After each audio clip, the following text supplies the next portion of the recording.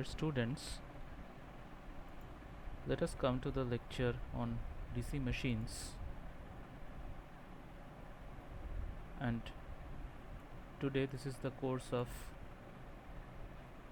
AUE 702 and the credits is 3, you all know. So let us proceed with the machines. We have covered till the types of armature winding and the commutator brushes in the last lecture.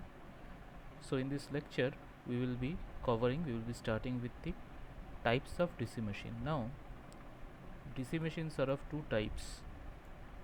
One is the DC generator, another is the DC motor. So DC generator is basically, it is a mode of operation of a DC machine which converts mechanical energy into electrical energy. This has been repeated during the introduction of DC machines. And DC motor converts electrical energy into mechanical energy. So these are basically opposite to each other. So now the DC machine can be represented like this.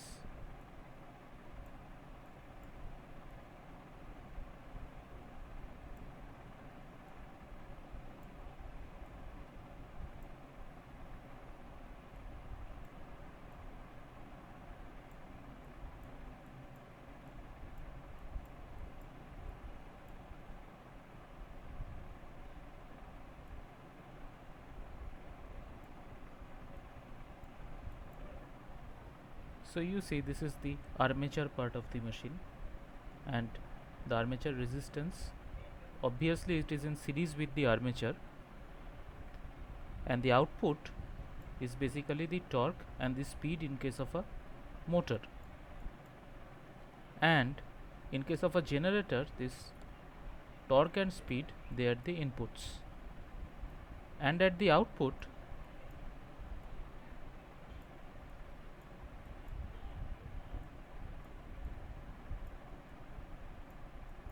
we will get a output voltage. In case of a generator this is output V0, whereas in case of a motor this becomes input. So in case of a generator the power flow occurs from this side to this side, that means from the armature side to the load side, and in case of a generator, so in case of a generator it is from the armature to the load side, and in case of motor it is from the supply side, that is the supply side to the armature. So this is the direction of the output in case of a motor and a generator. This is in a layman sense, just to make you remember.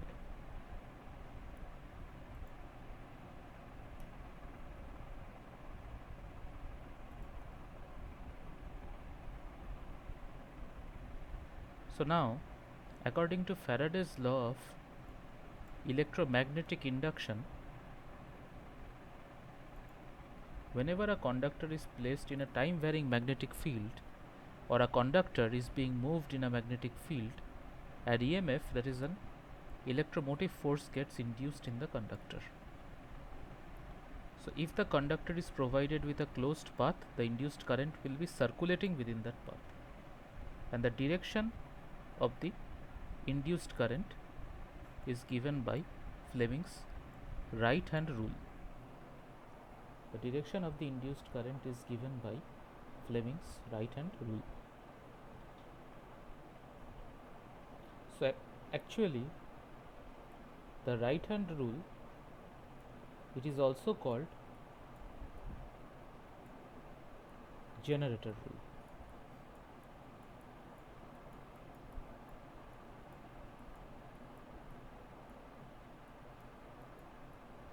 Right? Whereas the left hand rule is a motor rule. So that we will be coming at a later stage. So this is the basic working principle of a DC generator. So the conductor is placed in a time varying magnetic field, or a conductor is moved in the magnetic field and EMF is induced in the conductor. So basically, if we can represent this in mathematical form, so let us assume that the flux is denoted by psi, right? So basically, this particular flux, or that is the magnetic flux, it is time varying. So it is a function of time, and it is varying with time. So basically, if it is varying with time, then if n is the number of turns, the total flux psi dash is equal to, it is psi into the number of turns. So basically, if we take the derivative with respect to time, it will become n d psi dt. Now this psi, its SI unit is Weber. And remember,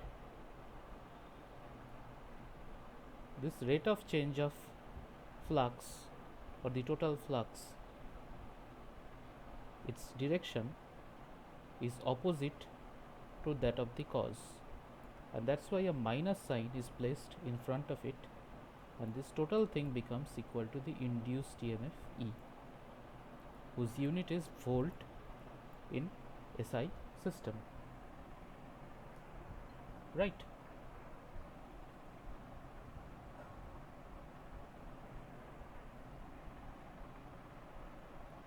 Now this is volts basically.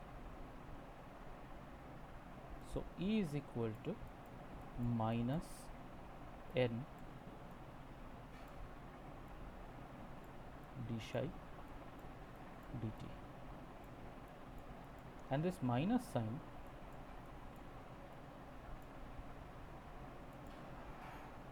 it is called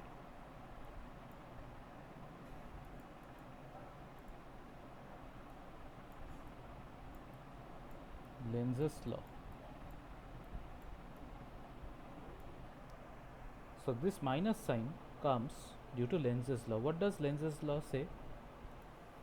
Lenz's law say that the effect,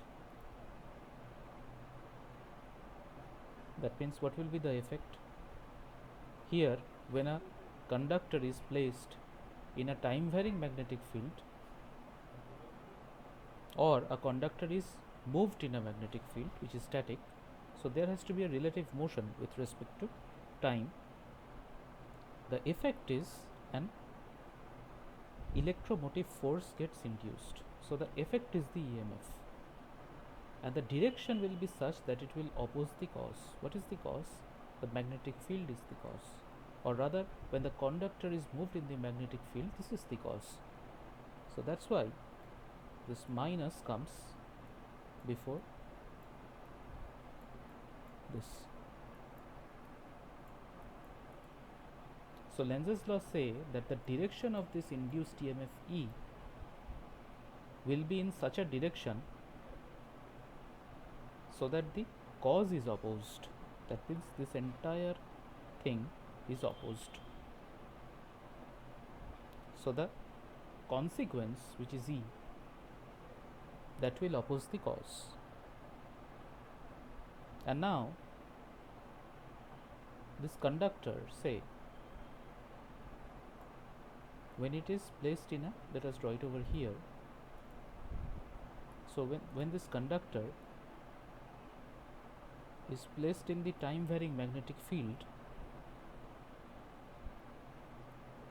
so these are the magnetic lines of force. So either this psi will be time varying, or this conductor will move. with respect to the field, and this will be static. So there has to be a relative motion between this conductor, let us name this as AB, and this field.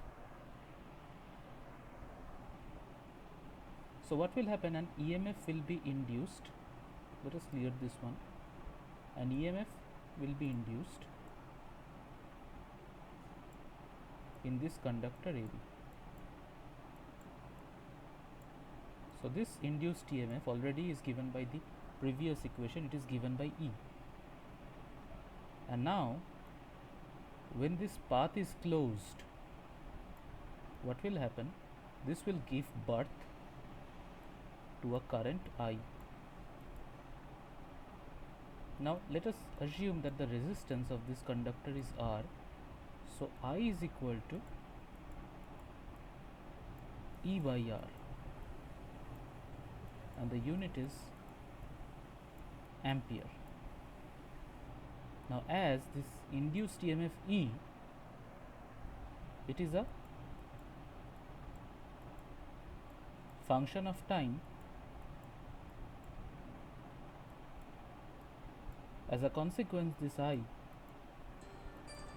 it will also be a function of time.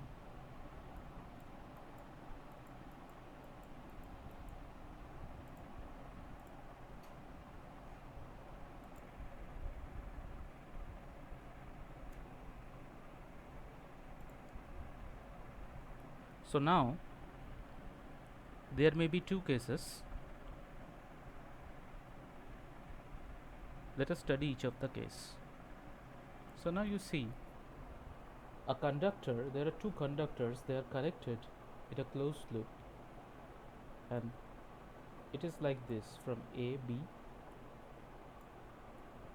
C, D, right? Now what is happening is, to A the commutator segment F is connected, and to D the commutator segment E is connected. Now what is happening, the rotation is like this, right? So if it is like this, the current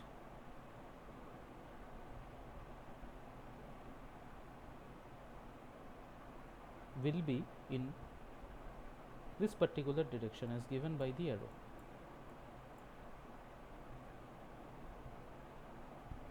And by right hand thumb rule, the direction of the curling fingers, if these are your fingers, curling fingers,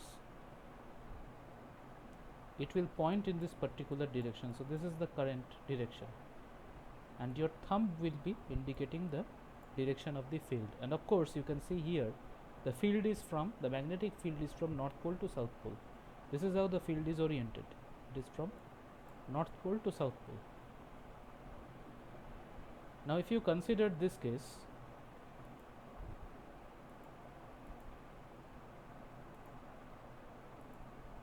let us mark this by red. The direction is again given by the curling fingers, and your thumb will be oriented like this. Again it will be from North Pole to South Pole and now your curling fingers will orient like this,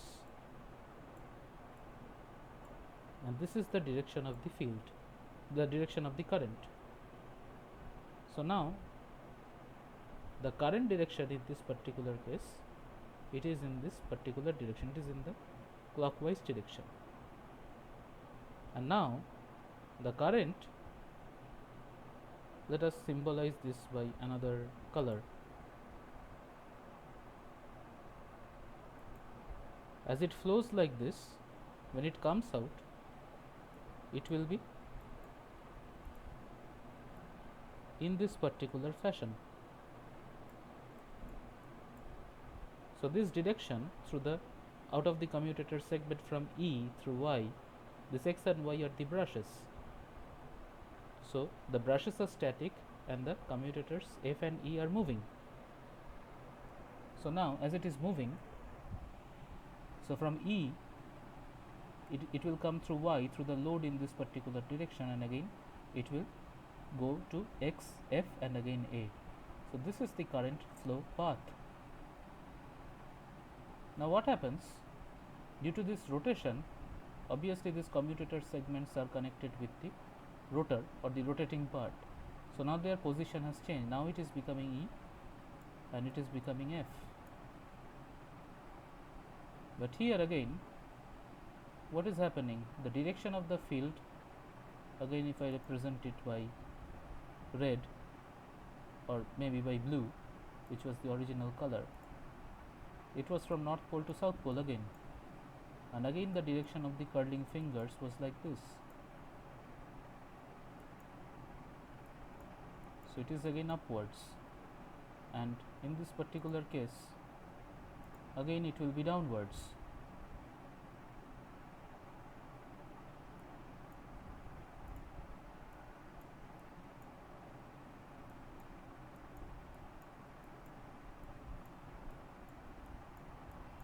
Am I correct?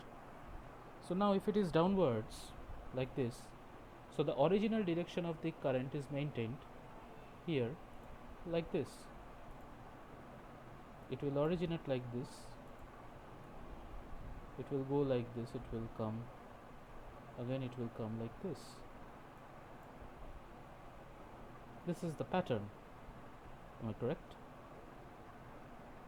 So you see, whatever be the position of the commutator segments, if it is like this or this, the direction is constant, the direction is same. The position of the conductors are changing, the direction of the currents in the conductors are changing, but if you see the load, it is same over here and here.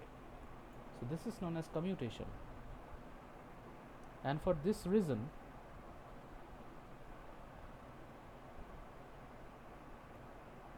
the output waveform which you will be giving for this particular position, it will be maximum to 0, and again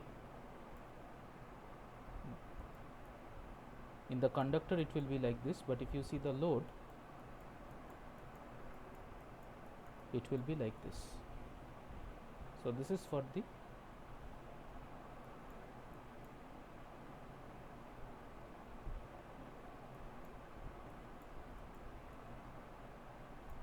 AB, say here. Now here it is AB.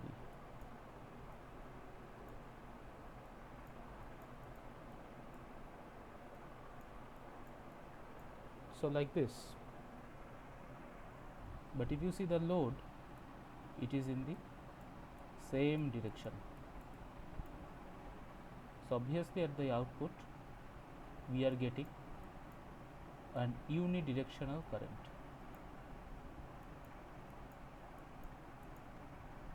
Now obviously this is full of ripples, that means it is not an uniform DC. An uniform DC should be like this, a straight line. So we use filter circuits to filter out these ripples, and we get an unidirectional DC output over here.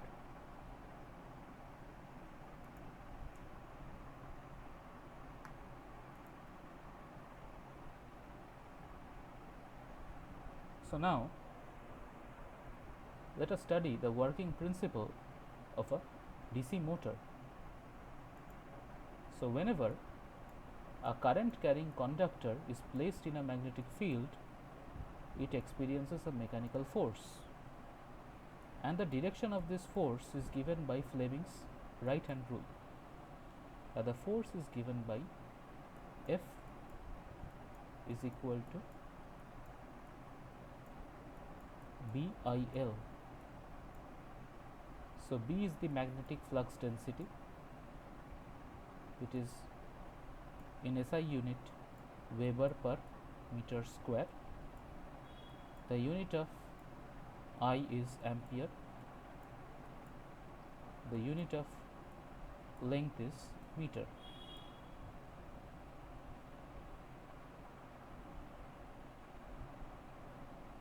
Right? And this force is basically in Newton. So now if you multiply the units, it should be Weber. This meter and this meter will get cancelled, so it should be Weber into ampere by meter.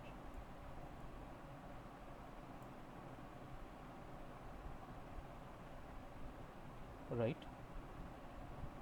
So now what is Weber? Weber is the flux.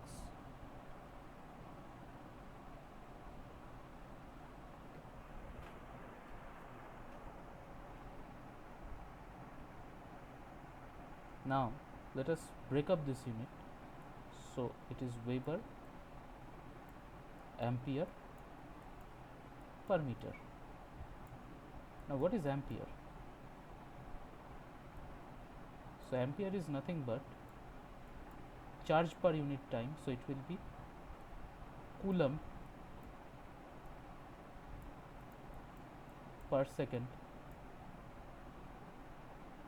So what is Weber per second? That means phi by t or psi by t. So psi by t is nothing but volt, so it should be volt into coulomb per meter.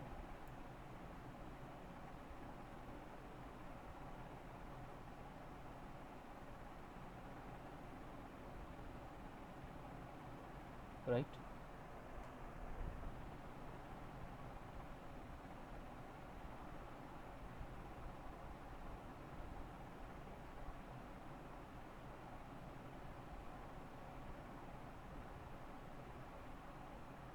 And obviously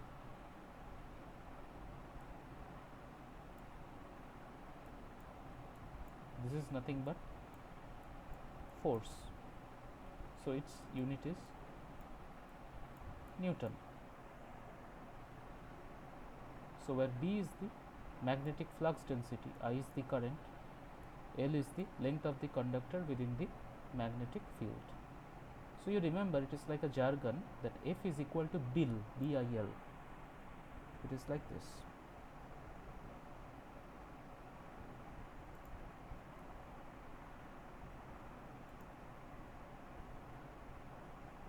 So now let us come to the different methods of excitation of a machine, of a DC machine. So a DC machine, it may be self-excited, it may be separately excited. So again there are two types. One is shunt excited, another is series excited, and the last one, it is a compound machine.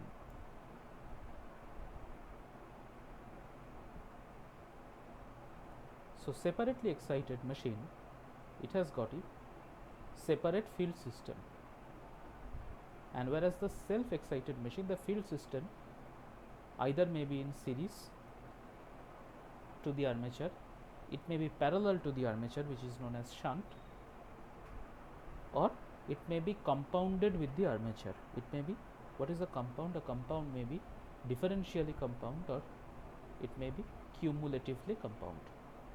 So this is known as compounding in a machine. So differential compounding means the series field and the shunt field, or rather the series field and the armature field, they will nullify each other, or the series field and the shunt field, they will nullify each other, and cumulative means they will be added with each other. So we will make the field variable by compounding the machine. So cumulatively compound, differentially compound, these are the two types. So in the next lecture we will be continuing with the different modes of operation of the DC machine, different types in details, and also at one point we will be solving some numerical problems based on the different modes of operation for your hands-on practice.